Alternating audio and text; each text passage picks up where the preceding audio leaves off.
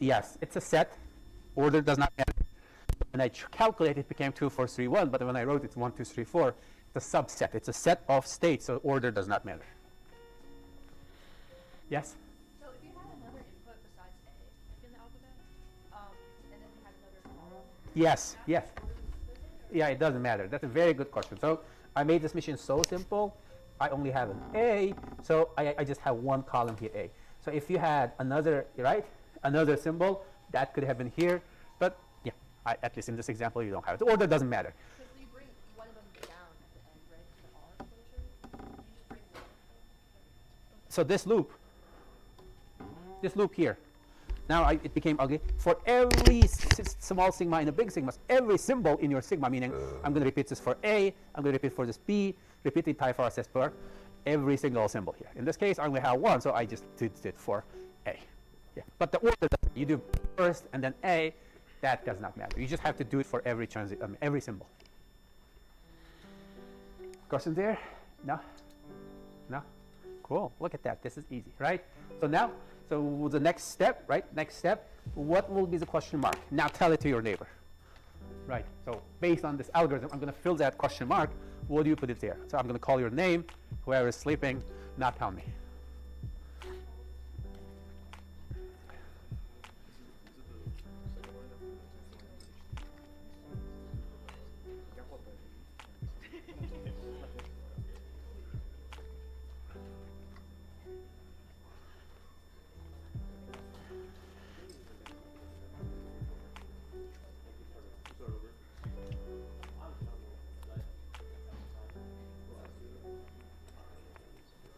Okay.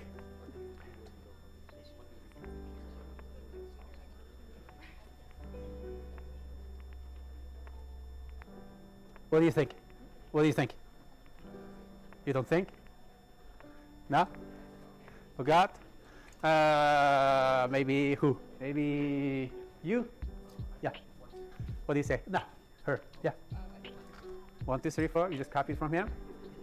So the 1, 2, 3, 4, basically, right, if I erase this thing,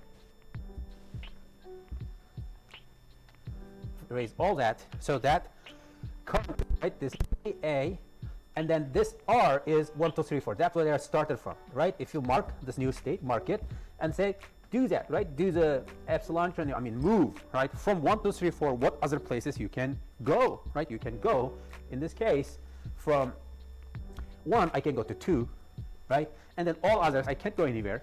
That's move. Now, if I do the epsilon closure, it just became, 2, 3, 4, 1. It's the same kind of thing. I can reach all those places. And then it said, hey, look at that. Did you create a new E? No. My 1, 2, 3, 4 existed in this big R. Look at the R here. It existed, so I stopped, right? So no more, no more. And then I said, cool. Go to the old machine, find all the accepting states, and then in the new machine, that would be an accepting state. So this state is an accepting state. This is an accepting state. Look at that, like all of them, because each of these have 4. So let's build this machine. This is the start state. No, let me do it. This is a 3, 1, 4 state. With A, it goes to 1, 2, 3, 4 state. That's A. From 1, 2, 3, 4 with A, you go to yourself. And then, what is accepting state? This is accepting state, and this is an accepting state, because each of them has 4. Remember, 4 is an accepting state. So this is it. This is basically a machine for A star, right? Look at that. You start from here. Start from here. If it repeats 0 times, you just here. You don't accept, right? You don't consume any A. But 1A is here, 2A, 3A, 4A, any number of A's. So now this machine will accept, the A star. Even better, right? You can erase this now. Once you build this machine, you can erase that ugly long name, right? Imagine you replace it with S1, S2. Yeah, this machine is exactly the machine for A star. I know this is complicated. It's A star. It's an NFA. Now I have a DFA that, right? That accepts, right? That accepts A star. Okay, A star. So now you see, you don't have to worry about all these epsilons. It's gone. Once we convert, gone, right? Gone. It became a DFA. There is no more epsilons. I know.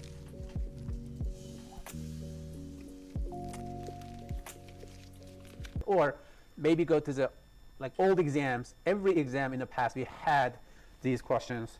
So this is the algorithm, and then there are many examples. Example 1, this is a table I built, and this is the result. Try, I don't know, 2 or 3, right? I don't have to do it all here, but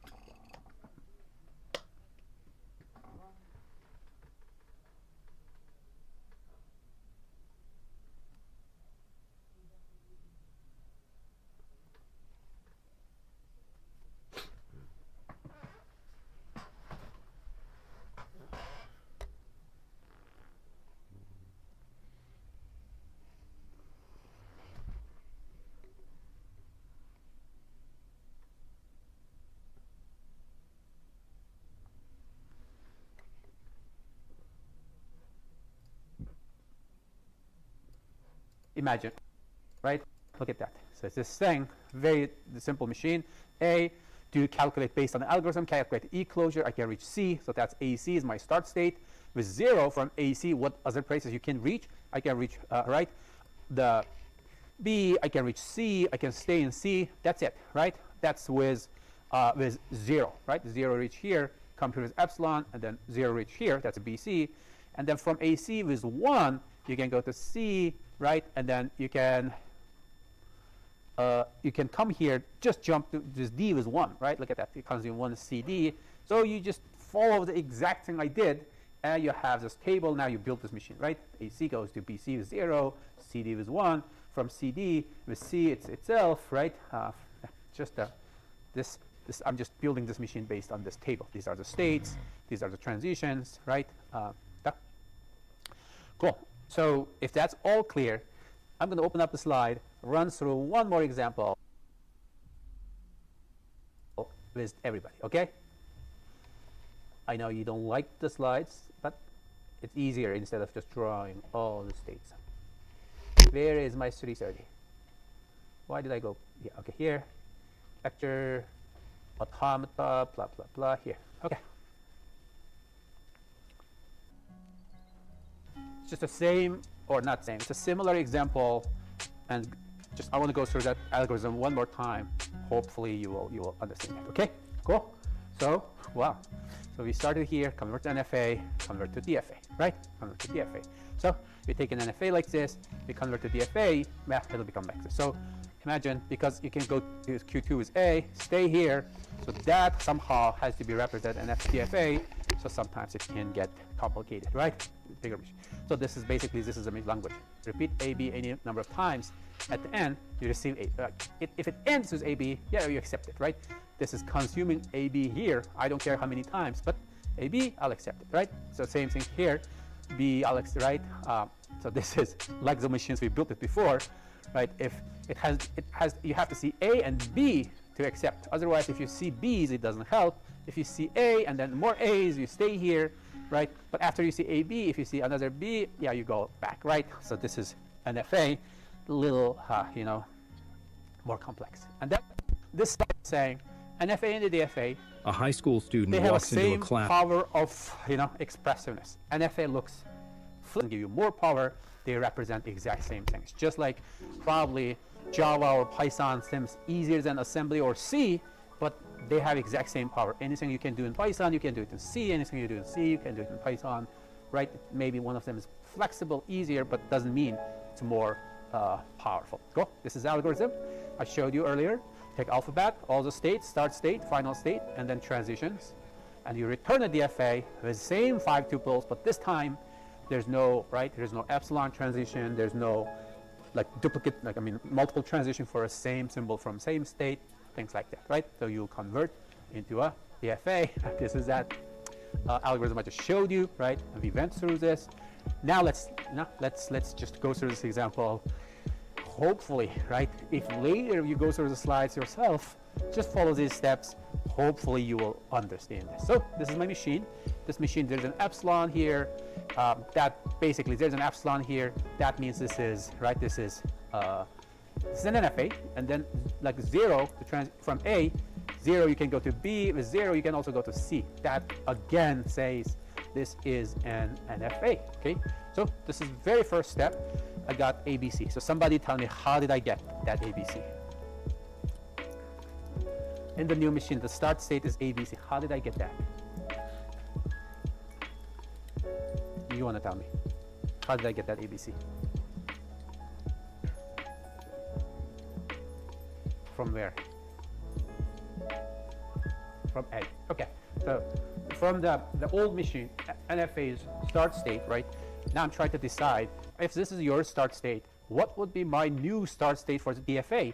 So it said, okay, you can start here, take this epsilon, you can also start here, right? And take this epsilon, you can also go there. Without, so far I didn't consume anything. That means, yeah, basically the same as you can start from anywhere between A or B or C, right? Because you can transition with epsilons. That's what this line for, this red, right? So later when you look at the slides yourself, like every time I, right, move to the next slide, the current code being executed is red, so you can also look at that. So I'm doing the very first line.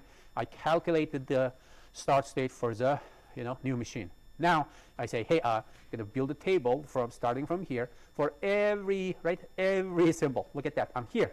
Every symbol. 0 one time, 1 another time. So look at that. It's 0 this time. So for 0, I have to calculate the move. I have to calculate the E closure. Okay, E closure. So from ABC, right? From ABC, from all of that, right? It's a set. So I have to calculate from A with 0, from B with 0, from C with 0, right? I calculate the move, and then it'll give me a set. From that set, I can calculate the E closure, right? E closure.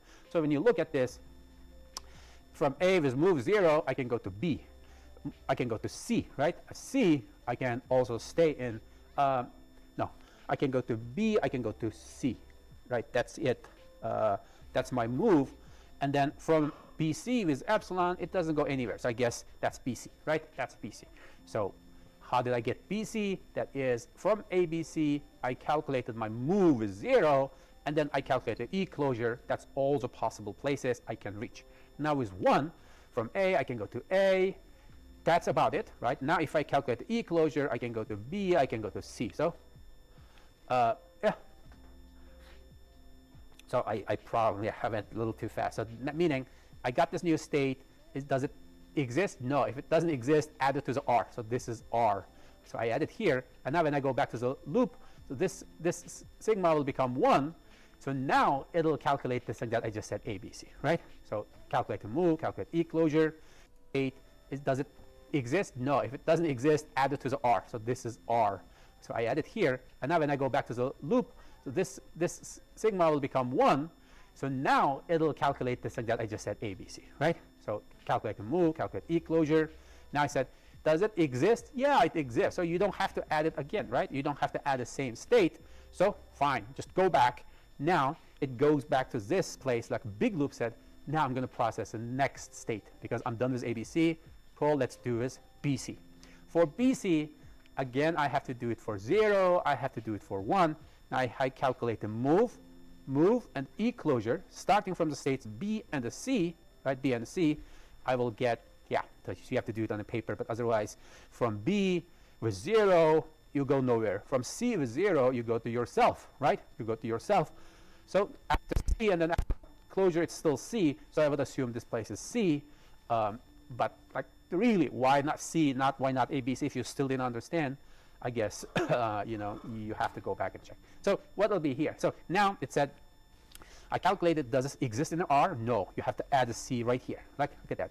If it doesn't exist, add it here. So it added. So now I'm done. I go back. I'm going to do the next one. That's for 1. That is starting from BC with 1. Where can I go? So let me stop 30 seconds. Put that question mark yourself. on your head, on paper. So if I click next slide, you'll see the answer, see if it makes sense.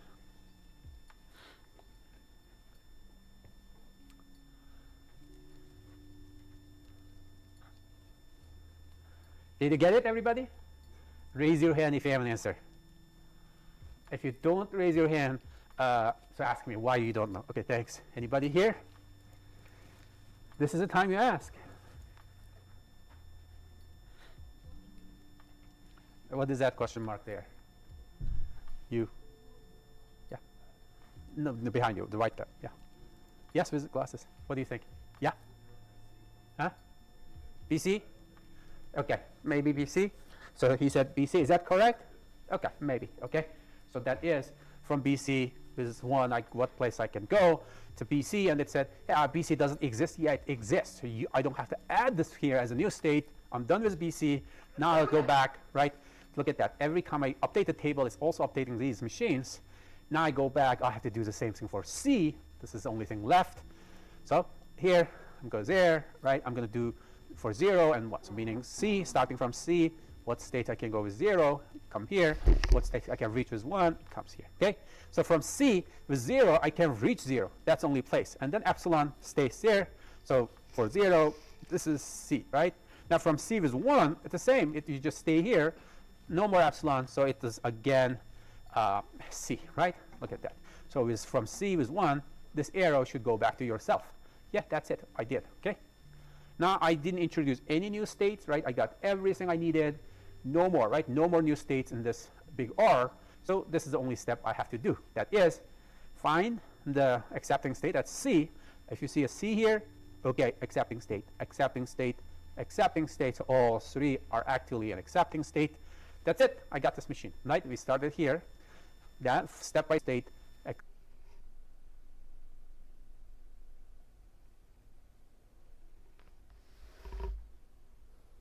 Accepting states, all three are actually an accepting state. That's it. I got this machine, right? We started here. Then step by step, I built this table, and I draw this table as a machine. Yeah, it gives me this machine. Okay. Now this is a beautiful DFA. Okay, a DFA. Yes.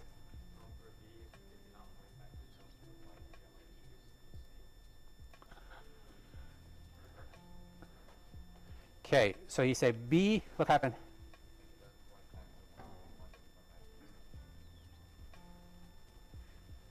What do you mean? This, like, did I miss anything? It points to itself, isn't it? Right here.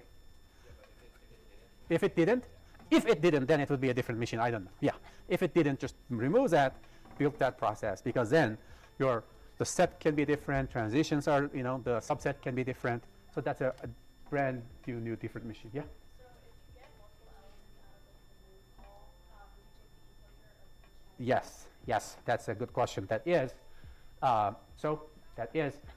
this, when I say move, right, each of these are sets, right? Like, move, it doesn't go to like single state. It'll move, it'll go to different state, multiple states. Like, for example, from A with 0, when you say move, just single A, it can go to B, it can go to C. So, look at that. Imagine you're right here. So, you said, hey, I'm currently starting from A with 0. Where can you reach? I can reach BC. Now, when you do E closure, that is, your starting place is going to be BC with epsilon. What other states you can reach? It's another, it definitely include BC because epsilon closure always includes it. So, and then some more. So, yes, everything is a set, definitely.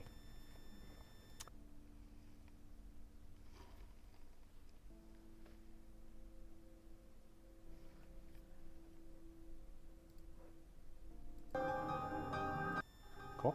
I guess this is it. Look at that. I got a lot of time left.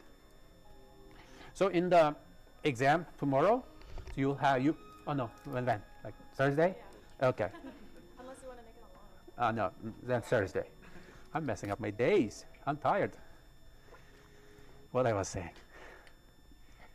Exam Thursday. So you will see like NFA, DFAs, like, say, I give you a DFA and ask, like, I give you input, say, does it accept this string, things like that.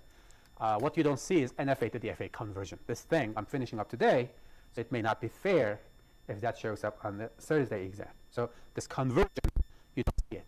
But other features that we covered Tuesday or before, you may see it. Does that make sense? Okay. Question? No, you want to see it? Yeah. Ah, I can give you a different exam. Sure. Get rid of the coding question. I cannot get rid of the coding question. You have 2 coding questions, each 10 points.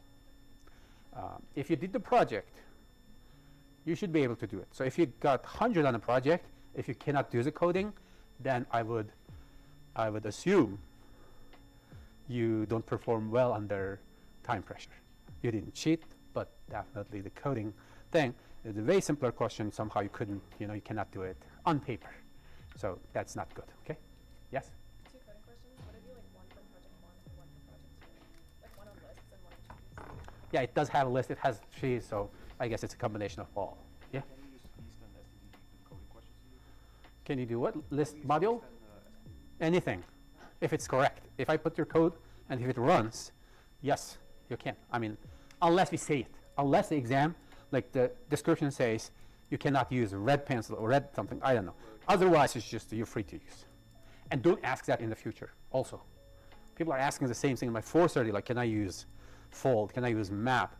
If I didn't say it, you can't, right? It's just like, if you see a stop sign, you stop. If you don't see a stop sign, you don't go to the police and ask, is there a stop sign? Should I stop? No. Like, if you don't see it, no. Okay. Yeah? You say the question is, the part of project 3 will be on exam? No. Project 2, as I said, basic fold, map, tree, list, variant types, those kind of things, okay? Yes, if you did the project, it should be easy. No project 3. Project 3 is this, like, we have no question between conversion, right? Yeah? Because when I was doing some of the practice tests, like the multiple choice questions, it was like, oh, I don't know where to find this information, or like I didn't see before. Like, where should we look to find all of that stuff? Yes. For the true or false, like the things I said. Like, for example, I said a regular expression has, like, let's say a finite state machine, it can have finite number of states. Like, for example, the machine that accepts A star, it has 2 states. But it can accept infinite number of strings, like all the strings that only has A. So question would ask, like, I remember there's a question, like, can a regular expression recognize infinite number of strings? Yes, as long as it belongs to this language, yes. If I say, does finite state machine does it have infinite number of states? No, it's a finite state machine. It has finite number of states. Can finite state machine recognize palindromes?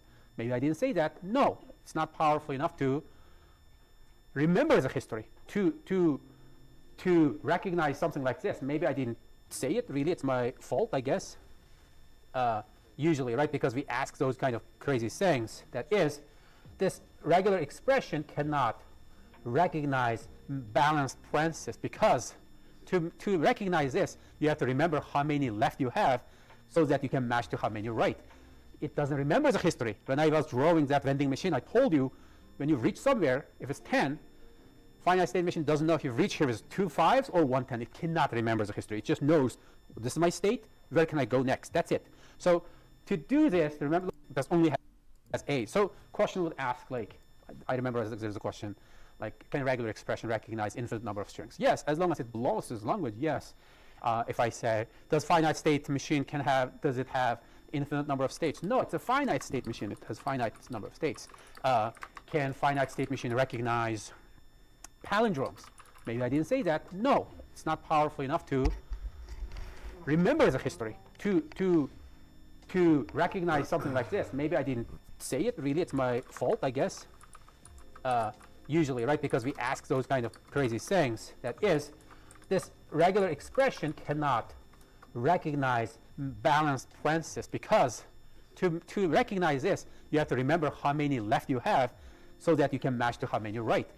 It doesn't remember the history. When I was drawing that vending machine, I told you, when you reach somewhere, if it's 10, finite state machine doesn't know if you reach here with 2 5s or 1 10. It cannot remember the history. It just knows, this is my state, where can I go next? That's it. So to do this, remember, look at that. I have to remember 1, 2, 3. I have seen 3 so that I'm going to match these 3. This regular expression cannot do that. It cannot do A to the n, B to the n. You cannot recognize that, because to match the same number of A's and B's, basically I have to, right, each time n increases, I have to have 2 more states to recognize this. But I can recognize A star, B star, right? I can recognize B star, A star. Why? I only need one bit flag. That is, when I see A, I set this bit to true. I just see A, I keep it true. Once I see B, I flip this flag to false. And then I have to keep it false, right? After that, after I flip, if I see another A, CA, that's wrong, meaning, yeah, that's wrong. So to recognize, if you write a program to, where did it go? Okay, if I ask you to write a program to recognize, I say, I'll give you a string. So how you write a program, it's exactly this format. Some A's and some B's. You only need one Boolean variable. One Boolean. Just see A, keep it true. When you see B, flip it. Keep it false. That's it. But if I say A to the N, B to the N, your computer cannot do it. What if I give you such a long string, it doesn't fit into your memory, right? Because the N, sorry, I'm excited. What if this N is so big, I know it's finite, but it's so big, your machine, whatever the 64-bit machine, cannot handle. It's such a big number. So that means you have to remember all the A's, that is like trillion, billion. And then when you see B's, you have to match it. But I can make a string so big, you cannot handle it. So that means your regular expression cannot recognize that, okay? So just long answer for her question. So those kind of things can show up as true, false. And then maybe it's somewhere in the slides. You have to read all the slides to see that, but we're not using those slides. And then you may not read it, and you may have to, guess. But the thing is, you just true or false, you pick one. 50% you'll be correct. Yeah? Particular twofold question. What is the referential transparency? Referential transparency, it's on the slide. It said, if there's a function, if I call this function with the same argument, if it always returns same value, that is referentially transparent, meaning it doesn't surprise me. All these pure functions on OCaml, like your algebra class in math, like in middle school, yeah, there. So every time I call, it's the same. If I call 1 times 10, it gave me some result. I call the function as 10 again, it gave me a different result, then it's not. So yeah, that's on the slide somewhere. Yes, read the slide. So what the strategy would be, if you did a project, if you're good, if you understood everything until today, you get 60. If you do like 10 old exams, you read the slides, you look at your project again, you get 80. I printed the exam, it's on my backpack. If you get that, you get 100. There, in a break, you can take it. Yeah? What's the difference between two expressions being semantically the same versus Okay. So that is like how you see it, right? When you see A equal B, this like when you see it, this is the syntax, right? This like two things syntactically same is they look the same basically. Syntax is the thing that you look. Semantically same is like their meaning is the same, right? Meaning is the same. For example, probably I have two functions, say one is called EQ, one is called EQV. What if they do the same thing? So if I say EQ of AB, basically same as EQV of AB. Or even worse, match 0 with 0 false, 1 true. This is semantically equal if 0 equal to 0 is false, else true. So they're doing the exact they don't look the same at all, but I can swap one to another one. That's semantically same. The meaning. If you go back up and you did like EQ of AB versus EQV of AB, isn't that the same syntax, just different variable? EQ is a function here. Okay. So, or if I write the function, say ADD, it takes 2 integers, add an answer. That's semantically same as a plus sign. That is, they do the same. So that's semantically. It's just a semantic is like meaning. When you like meaning is the same, right? If syntactically same, that is, they look the same, I guess. What do you mean look the same? Like same exact? Yes, if something is syntactically same, they should look exactly the same. Otherwise, syntactically, they're not same. That's why we have something called syntactic sugar. The same thing changed a little bit. It still means the same thing, but the syntax becomes easier. And then the same variable name? I don't care. I don't know. Just long thing, make it short. Syntactic sugar, make it simpler. Syntactic vinegar, make it just worse, like make it not readable. Yes? No, maybe you should have to know each function you implemented. We may ask you the exact same function. Trust me. Just give you the function you implemented in project 1 with the same name. If you have laptop open, you just copy paste. Otherwise, you have to do it again, right? Well, I'm not teaching anymore. I'm wasting your time. I like that. Yeah? What is the complexity of DFA and include? Oh yeah, that's a very good question. Why I didn't do that That is such a good question. Why did I skip that?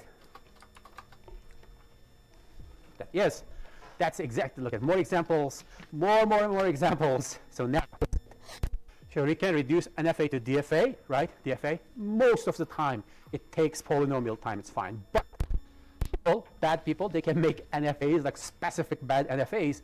When you convert to DFA, it can blow up. Look at that. It can become exponential. So mathematically, converting NFA to DFA, because it's a subset, each thing can show up in a subset, so it can be exponential. But in real life, it's very rare, so we can still use it. So you never, I mean, I can say never, but you don't see this thing, right? So NFA to DFA conversion, mathematically, worst case will be, look at that. That's exponential, okay? Cool? This is entire thing. Given a regular expression, to construct an NFA, it takes a linear time.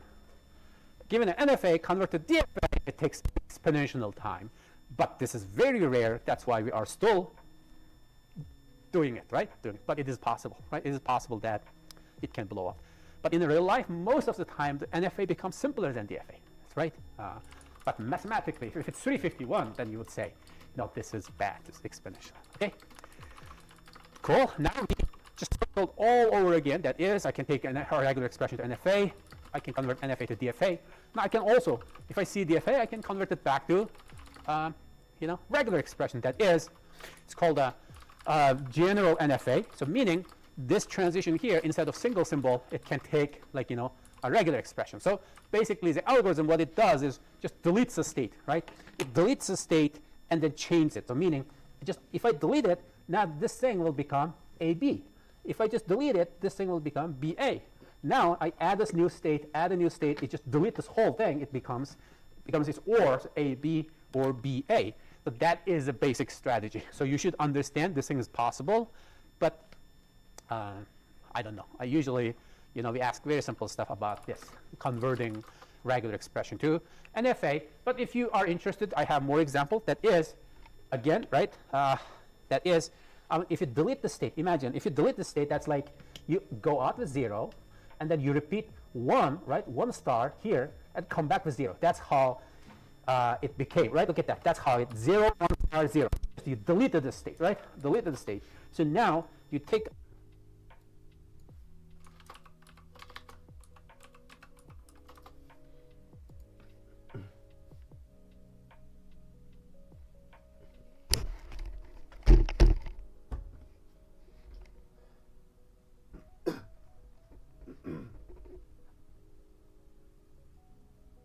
DFA possible. So this is how it works.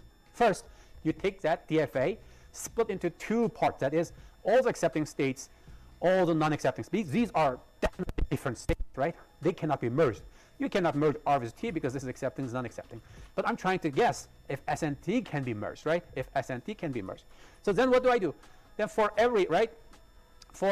every input, I'll check S and the T. Do they produce anything different? So for example, right? For example, from S with A, I am in the same red rejecting circle. S with B, I will go to the same accepting circle. If I start from T, A I will reject, B I accept. So basically, if you look at this machine from far, S and T, there's no difference. Not doing anything different. Look at that, right? So they do S with T, like A does the same, S T with A does the same, B does the same, right? That means S and T really